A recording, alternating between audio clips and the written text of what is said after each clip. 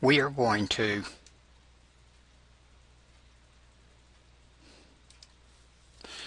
proceed to go through now how to use Packet Tracer working with Cisco and see how to basically set up your router in a very basic way for here in Chapter 11 in Cisco 1. For those of you that may be watching this in other Cisco classes, 2, 3, and 4, particularly in 2, is going through an introduction of how Packet Tracer works and what you'll do with how to do Packet Tracer and how to get your Packet Tracer file that is preset for you to be able to do your labs on. So the first thing we will do is go to the curriculum, which is on your screen, and then we will choose the chapter, just like you're already used to. We're doing Chapter 11, the first lab in it, so I'll go to Chapter 11, Launch Course, and the course will launch. And as you know, since you've already used the curriculum before, it takes a little bit to load the curriculum right here.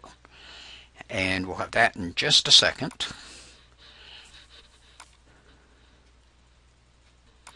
And then we will choose Index down here on the bottom left, and then we'll choose the Labs button up here on the near the top, and then we want the first lab, so I'm going to choose it, 11.5.1. And then the lab comes up, the first page to it.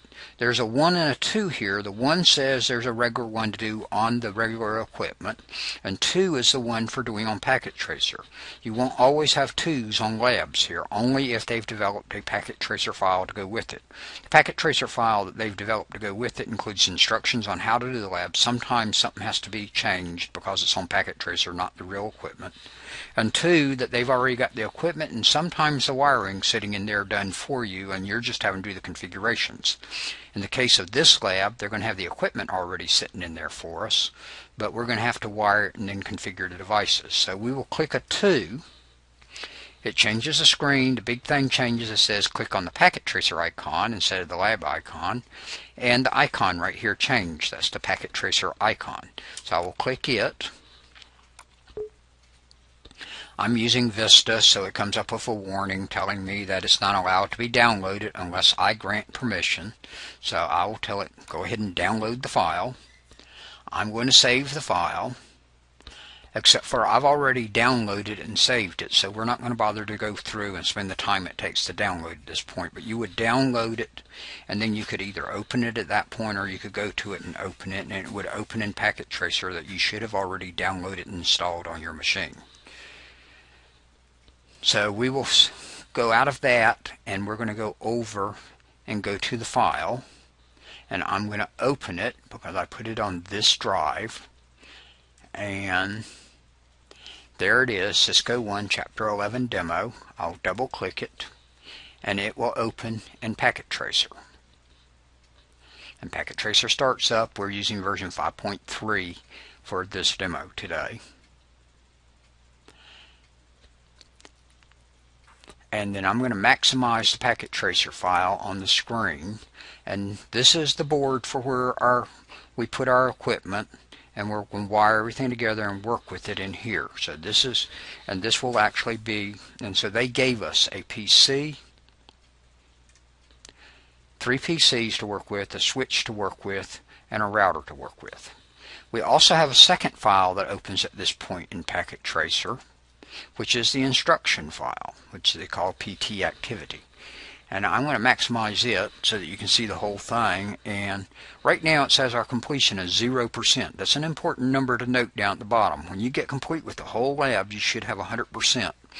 When you get in Cisco 2, 3, and 4, that's how I'm going to grade these labs, is based on the number you get there, unless there is a problem with that lab, and there are a couple of those that you cannot get to 100%.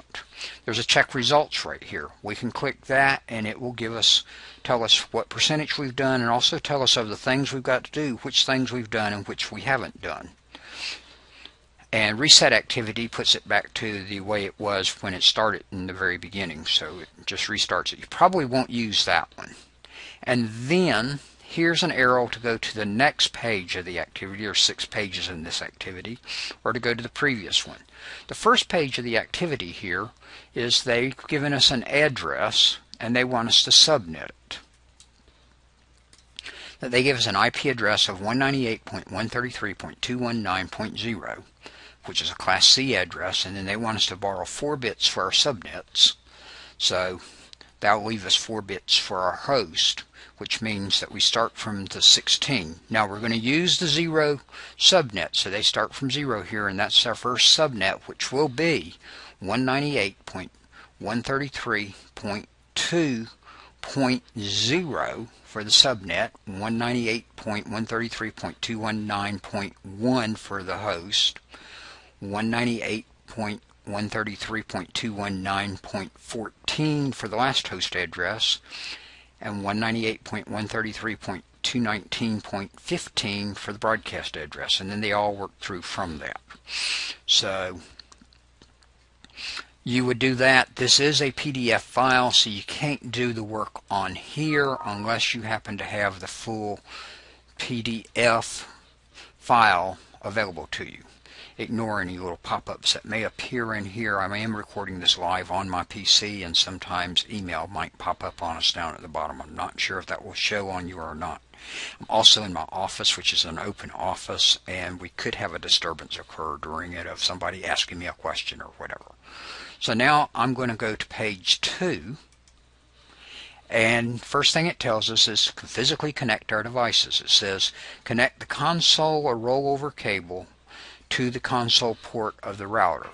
Well, they left one little piece off of that instruction right there, as they forgot to tell us to connect it to the PC when we hook that up, and so it will hook up to the serial port on the PC. So I'm going to flip over to my packet tracer activity file.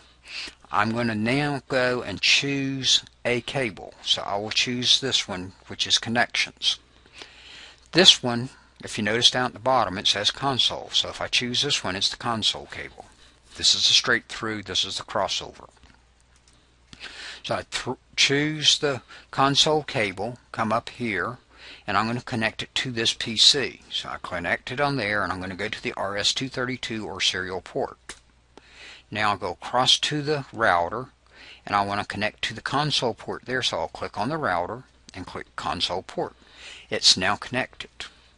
So now I'll go back to the activity to see what the direction says next, and it says connect the crossover cable between the host computer's network interface card and FA00. So back to the actual file. Now I want a crossover cable, so I'll choose a crossover cable. I want to go from the PC to FA00. So I choose that one. Now back to the directions to see what's next. It says now connect a straight through cable between FA01 and any of the switch interfaces. Now if they tell you a specific interface to use, you've got to use exactly that. If they tell you how to type something in, you've got to type where it's words that get saved out there, you've got to type on exactly the same. Upper and lowercase is significant. So now I will go back and connect a straight through cable from the switch. So now I'll choose the straight through cable, and I'm going from FA01, my only choice left on that router, to the switch. So I'll click the switch, and I can pick any port on the switch, but I don't want the console. It's got to be a fast Ethernet port. So now I've got them connected together. So now back to the activity. It says make sure power has been applied to the host computer switch and router. So let's make sure they're turned on. So we're going to go back here. I'm going to click on the PC, double click it, or actually single click will probably do. Click the power button, shows red on it right now. So click the power button and notice a little light on it came on. That PC is now turned on. So now I can close that. The router, we can do the same thing. We can look at the switch on it. We can click the switch on it and notice a little green light came on it. So it's on. And then the switch,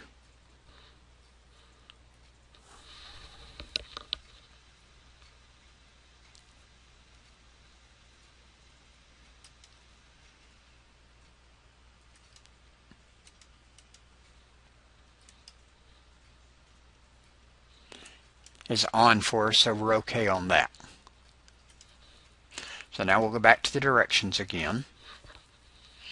And now it says start the terminal program in PT by clicking host 1, the desktop tab, and then terminal. So we want to start the terminal program, and it says when we ask for values, leave them all at the default when we choose on terminal.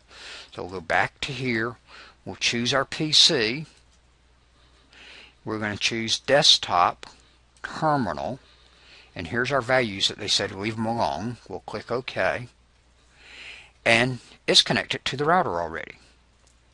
So there's all our nice little stuff coming up, and it asks, do you want to continue with configuration dialog? You want to always answer no on that because you're going to be providing all the configuration information. So I will type no, and I will hit enter.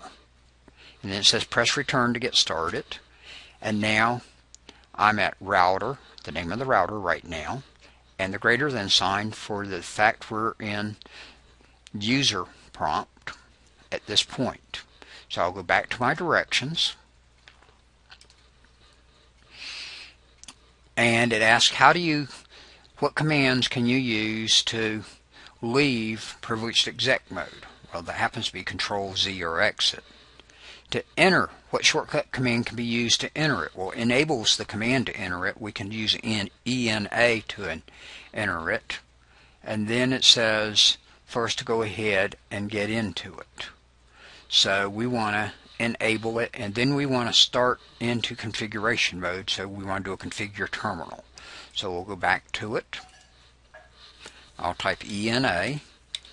Notice the prompt changed to a number sign, so we're in privileged exec mode. And then instead of typing configure terminal, I'm just going to type config terminal as a shortcut, or config T as a shortcut, and notice it now is in configuration mode. And if you set this right, you can actually see stuff behind it.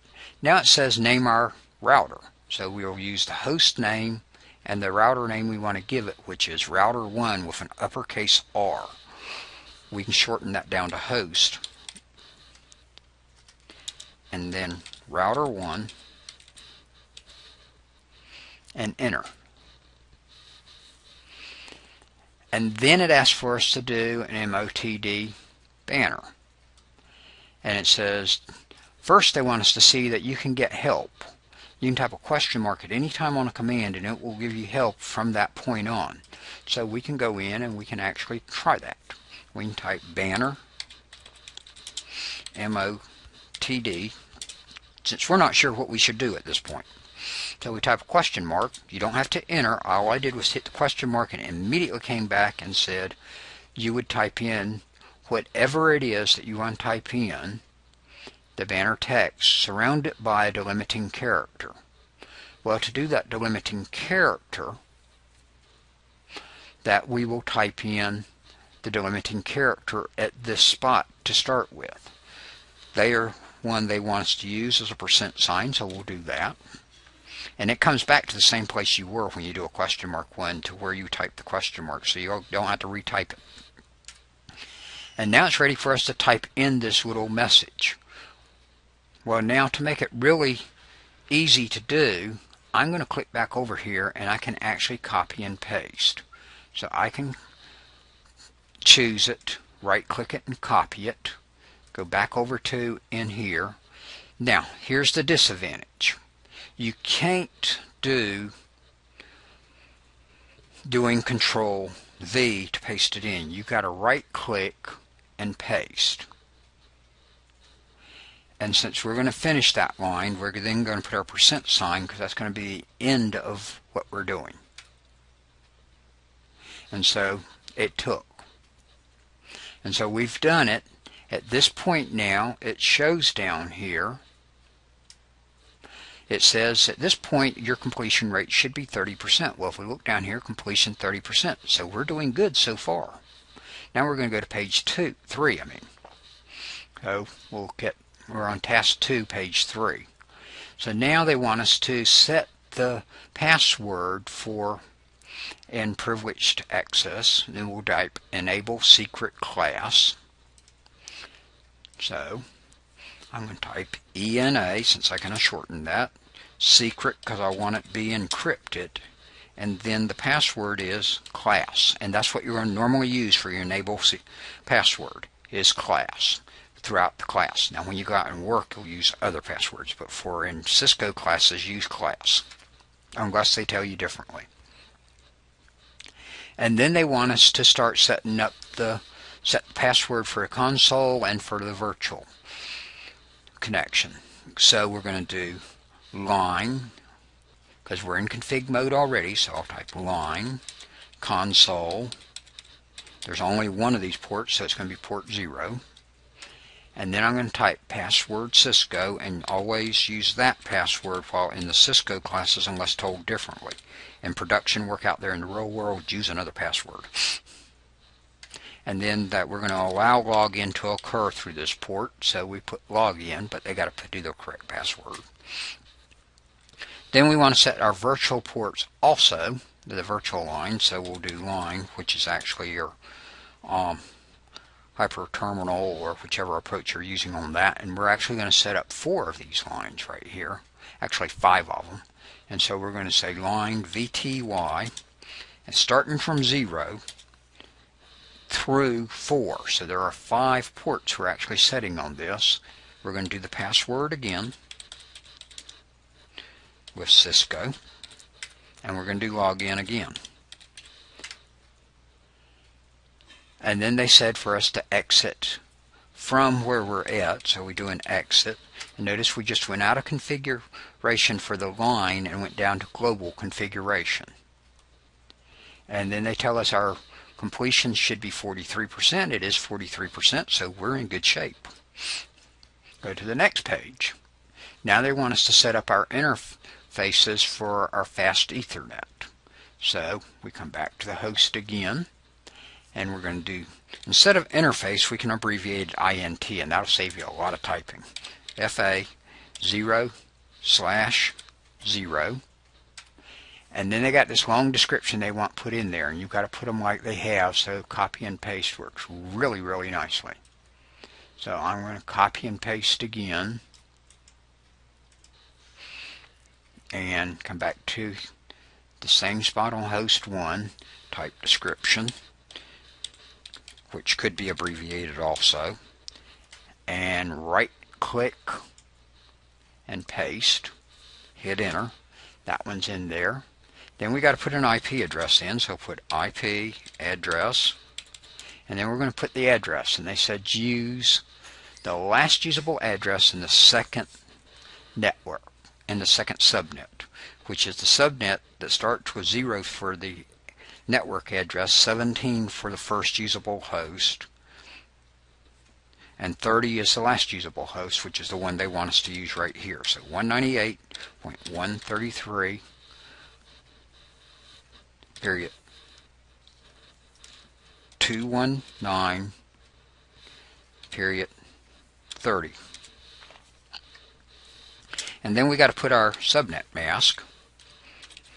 Well, we knew it was a class C to start with, so we know it's 255.255. Well, we're borrowing 4 bits, so that's a 1 in the 128s, the 64s, the 32s, and the 16s, which is 240. So we'll hit enter, and that took. Now we got to start that interface up, so we'll type no shut and hit enter. And notice at this point, the interface changed to up, and the protocol changed to up. So now the interface is live. Now you could start typing right where you are, or you can hit enter and it'll bring you back to the prompt. It knows to ignore the stuff it put on the screen. So I can go ahead and type for the next one, where we're going to do the other interface, the FA01 INT FA0/1, and it knows that's all it should pick up since that last prompt, although there's other stuff in between, but it knew it put it there.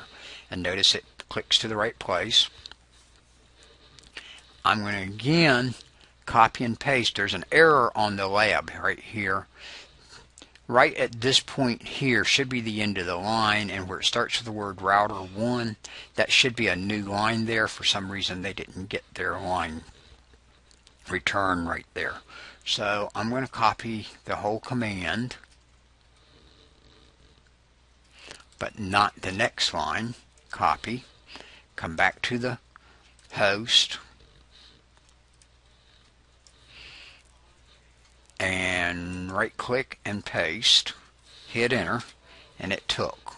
I'm going to then look back up here and see what was the rest of that line that they said, and that was putting in the IP address, and they said use the last usable one in the third subnet.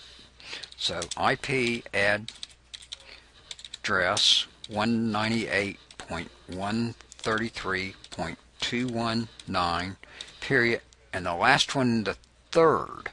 Well, the third one, the first usable IP address is 33, and on the next one it's 49, so that means 48 will be the network on that next one. 47 will be our broadcast, so that's 46 is our largest one. So we'll put 46, and then we got to put our mask, which is the same as the other one, because all of these are on same size subnets, so they all use exactly the same mask, or subnet mask, and hit enter. And then we got to do our no shut, so otherwise the port's not working. And then we got to do an end because they want us to come out of configuration for the interfaces. And so now if we hit enter again, we can see where we are. We're back down to just exec mode. We're no longer in configuration mode. And it became active. As you could see again, it became up and up.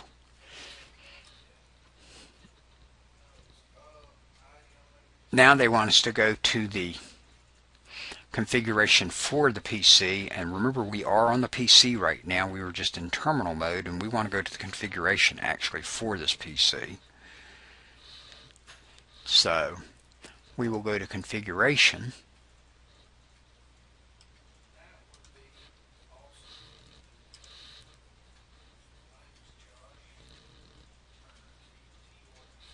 and we can actually go to IP configuration right here, and it's real simple if you do it that way. So I closed the terminal session and opened IP configuration, and they want us to do the first host address in the second subnet, which was 17. So 198.133.219.7 no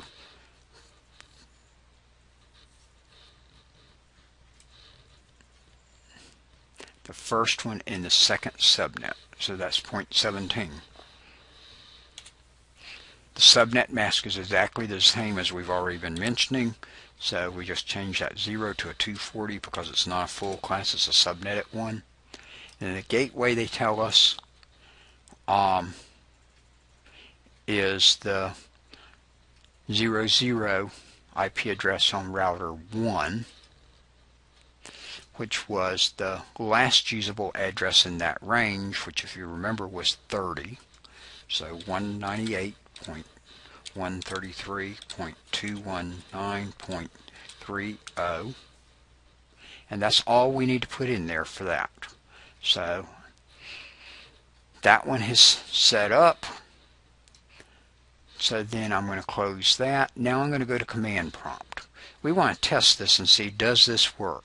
So I'm on the PC and I'm going to see, can I reach the router? So I'm going to ping the router using the router address that's on the other end of that wire. So that's the 198.133.219.30. And I'm going to hit enter. And notice it comes back that it's successfully reached the other end, and it says all the packets made it. Now, let's go back and open up the router, and let's see if we can go from the router to the PC. So I'm going to go to command line interface. It's the ping command again, 198.133.219.17, because that's the PC is 17, and we're going to hit enter. And on the router, it gives you exclamation points to say it was successful, and then it tells us that what percentage was successful, and we successfully hit the PC from the router 100% of the time, we also did it the other way from the PC to the router. So we've definitely got connectivity there. Other one is, notice these are green dots now between all of these, where you had red dots when we first hooked them up. They are all talking. Because if it's green dots, it says it's successfully talking from one end to the other end on that connection. Now, that doesn't tell us the switch can talk to the PC. But it does tell us the router can talk to the switch, the router can talk to the PC. That's successful. Ports are up and up. So now I'll go back to the lab again, and that we've checked all of that. We've verified it from both ends, and it says we should be to 83%. It says 82%. We're going to let that be. That may be a rounding error on there. That's really, really close on it. We're going to let that be for the moment till we finish the lab, and then we'll look. If we don't get to 100%, we'll look back and see what did we miss. So I go to the next page, and it says now the object is to look at our configuration files, and then we're going to save it. So the first thing they want you to do is look at the startup configuration file. What configuration file's on that router at startup? Well, there's not one, so it should come back and tell us it's not present. This third line right here, this right here, does not belong there. It should be just a message that is telling us that in our directions that next we want to display the contents. So then our command to look at what's the running one, the one that is currently out there in RAM, is show running-config. So we'll go back to our host, go back to our terminal session, so we'll close the console port, go back to the terminal session. And now we're going to see what the running one is. And we can abbreviate that as run. Show run.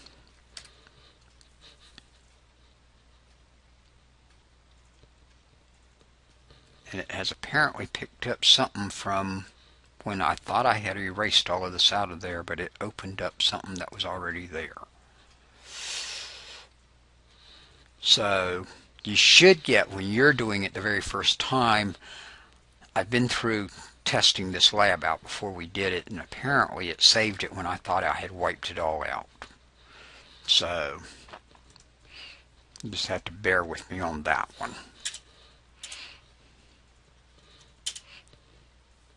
So now we're going to save what we've just put in there, and so we'll do our copy, and we can abbreviate again, run, the one we want to copy or save, and where we want to save it to, startup-config, which we can abbreviate start. So I will do copy run start, which is actually in step 2. And it asks us what's the file name you're really wanting to save this as. Startup-config is the one, so I'll hit enter, and it saved it. Now if I want to see that running one, I'll do show run, which was actually back in step 1, and hit enter, and it gives me the entire configuration file right here for me. And so I can see what is this configuration file. And then it tells us we should still be at 83% because none of this made any difference in our configuration file. So we stay at the percentage we were. We're still off by 1%. So now we're going to go to page 6, and it says we want to configure the switch. So we got to change our cabling from the console port, from being from the PC to the router to the PC to the switch. So I'm going to delete that console cable, come down here and choose another console cable, plug it back into the same port, and plug it in the console port over here on the switch.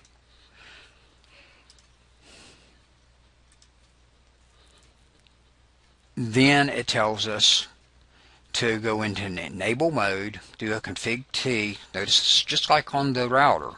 So switch and router is not going to be, there's going to be some differences, but it's going to be a lot of similarities between the two. And then name it switch 1 with an uppercase S. So we go back to host 1.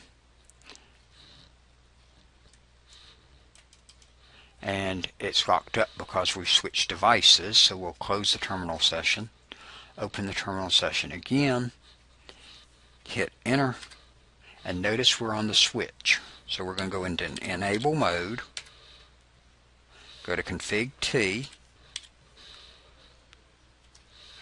spell config correctly, and then we're going to name the switch. So host, uppercase ST, SWITCH1, hit enter. It will actually take whatever you put it in there, but it's not going to count it towards your completion if you don't spell it exactly correctly on that. And then they want us to set a banner right here. Well, I can sort of cheat on this and copy and paste it because it is a long entry. So I'll copy.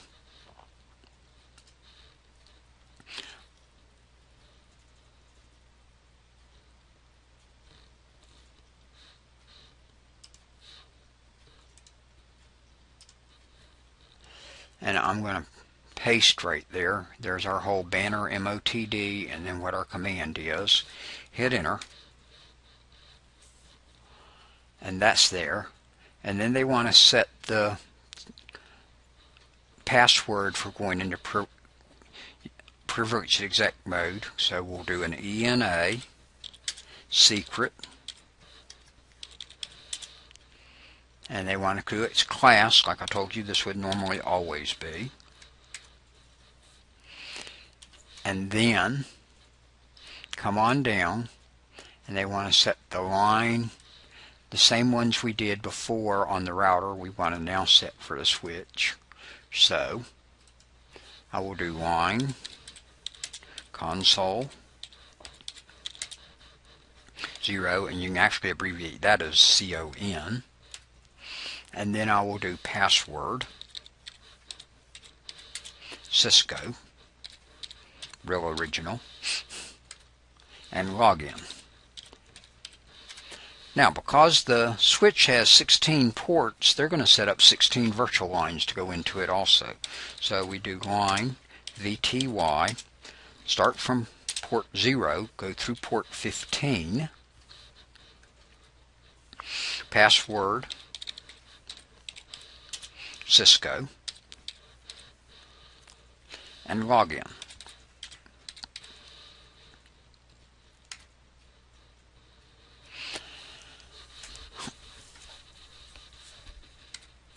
And it says we've missed it by 5% down here on our completion. We're off 1, now we just went to 5. So now we're going to do check results. So we wanted a little error there so y'all can find out how to fix these.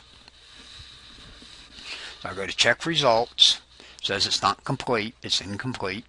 Go to assessment items, and it's got green checks for everything we've done, and it's going to have red X's where it's not done right. So if we come down through here, and it says on the switch, we just put the wrong password for the VT line, Y line. So we'll look back over here, and look what I did. I misspelled Cisco. So to change that, I'm still in that one. I hadn't come out of configuration for the VTY line, so I'll just do that command again, PASSWORD, Cisco. And remember, if you want to remove a command, you just put no in front of the command, put no into full command. And I'll put the new command in. It changes it. I now close my results back here. And I look down at the bottom, and lo and behold, I've got 100%. So I have done it complete. Now, I have not, at this point, I've saved it within the router, but I did not save the packet tracer file. So if we were to close it right now, we'd lose the whole packet tracer file and everything we did. But we want to save the entire packet tracer file, but you also have to remember to save within your router and your switch also, or you'll lose what's in them. So I will do File. And since I opened it up off of my passport drive, if I just do save, it saves it back on there. And that it saved my it on the passport. Now I can close this. And it wants to know, do you want to save it before you exit? Well, we just did, but we'll save it anyway again, just to make it happy. And now I'm looking at my passport. And there it is on the top because I got them sorted by date. Now, if I click on it right here, you'll see it's named .pka. I'm showing all my extensions, and that's going to be important for this next part. If you're not showing the extensions, you need to. I'm in Vista, so to do it in Vista, I'll just go to, here I'm in Computer, I'll just go to Organize, come down to Folder and Search Options, choose View, and then down here where it says Hide Extensions for Known File Types, that's checked by default. Well, I've unchecked it because I want to see all my file extensions always. I want to know it's a DOC file or a DOCX. I want to know which one of the two it is. I don't want it to just give me the first part of the name. So you need to uncheck that also, and then click Apply and OK. And then for Angel, Angel will let you upload a packet tracer file .pka, but it won't let us download it. I don't know why it lets us upload it if we can't download it. It doesn't do us any good. So if you're going to submit this as an assignment, which you're not going to do in Cisco 1, you can do this lab if you want, just like we have done it, but you're not going to turn it in for a grade. But in the other 3 Cisco classes, you will be doing labs using Packet Tracer all throughout them, and you will have to turn them in, and turn them in the proper Dropbox in Angel. Well, given what I just told you, you can upload it, but I can't download it. That doesn't do you any good because I can't look at it and give you a grade for it. So what we're going to do is we're going to rename it as a text file. So I'll click on it twice slowly, and that it chooses a name. Well, normally you want to change the first part of the name, so that's what it chooses. Well, we want to change the last part of the name. The part after the period, we want to change it from PKA to TXT. So I'll type TXT, click on the file again. It warns me about that it could have problems. If we rename it, it might not be usable then. Well, yeah, we know that, but we're going to take care of that. So I'll answer yes, and notice it's now TXT. Now you can upload it. I can download it. And since I know that's what was being turned in by a student in their lab for Cisco, when I download it, I will rename it back to PKA, and it will run fine in Packet Tracer on my computer. This has been a coverage of how to set up a basic router and basic switch and check them using Packet Tracer, with the main emphasis of the demo showing from Chapter 11 of Cisco 1, but also is being presented to you in Cisco 2. We did do a lab, the first lab off the online curriculum for Chapter 11 in Cisco 1.